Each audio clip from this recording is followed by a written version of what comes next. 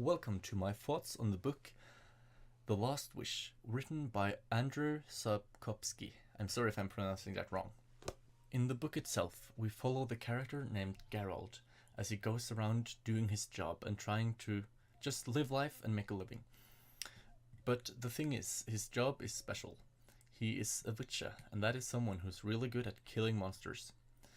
So that's the thing I haven't mentioned, but the book is not structured like a usual book where you have like one coherent story and it belongs to the same story. This is a collection of short stories, and this is the only book I've read which is built up around being a collection of short stories, but it's really enjoyable in the way that each story you learn something new about the world and the characters, but they're also concise and enjoyable enough in themselves. So you could probably take some of the stories and just read them and be done with it, but I think that the whole book is great at setting up a world for you to enjoy, and you learn more and more about the world the longer you read the book. Of course, with short stories, you're gonna have some stories you like more than others. I, for one, really enjoy the couple last stories, which are a bit longer, and the book really leaves me wanting more. So that's why I've gone ahead and bought. I bought some of the other books in the series, and let's just wait for the plane to pass. Okay, there. And where was I? Yes, the other books. While I really enjoyed the short stories and what they offered, they are, as short stories tend to be, short. So that's nothing wrong with that, but they were really good at building up a universe and a world and its characters, and I got really intrigued by the world and characters, and so the book left me longing for a more grand story in the world, or some longer exploration of the characters and places. And that's why I'm really looking forward to reading the first book in the novels, Blood of Elves.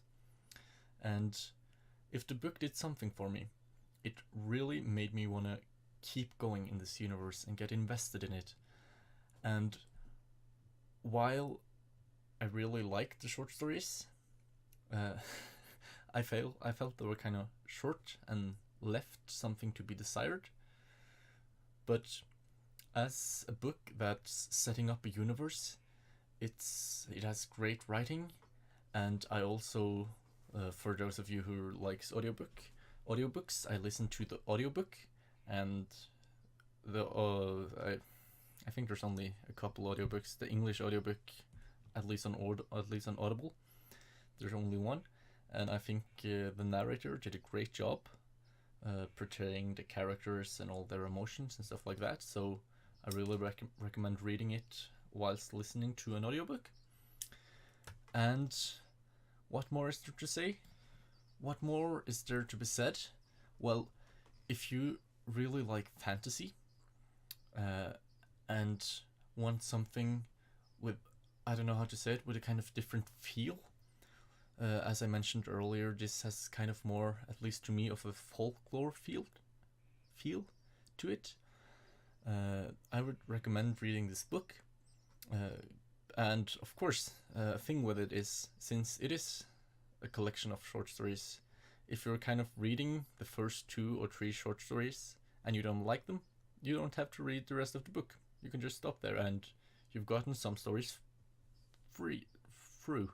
Not free, because you presumably paid for the book, but enough about me rambling. If I'm gonna say a bad thing about this book, it would probably have to be that it has a soft magic system. And that doesn't necessarily have to be a bad thing, but I would kind of like the magic to be a bit more explained. They literally mention in the book that Geralt doesn't understand the magic he uses, only how to use it. And that's something I hope they explain more about. That's something I hope that they explain a bit more, at least, further in the series.